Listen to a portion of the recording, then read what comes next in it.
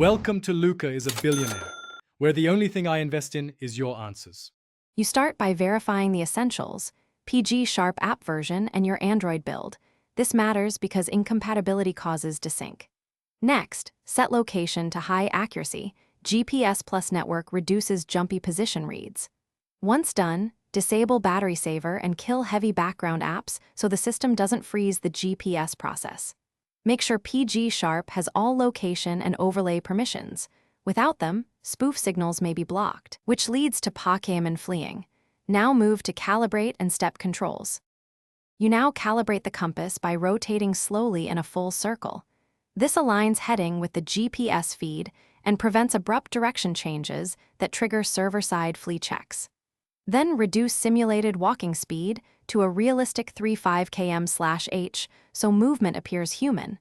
Higher speeds flag your account.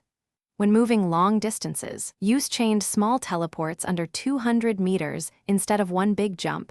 Servers tolerate small jumps more. Make sure to tap the soft joystick gently. Jerky inputs can desync encounters. You finish by restarting PGHeSharp and your device. This clears cached GPS states and forces the app to request fresh permissions, which often fixes flee issues immediately. If problems persist, enable PGHeSharp safe mode and test with a single account to isolate the cause. This reduces spoof aggressiveness. Finally, if you suspect server-side penalties, pause spoofing for 24 to 48 hours. Forcing attempts during a soft ban only increases flee likelihood. One troubleshooting tip: rerun calibration. Thanks for watching and please subscribe. It's the best investment you'll ever make.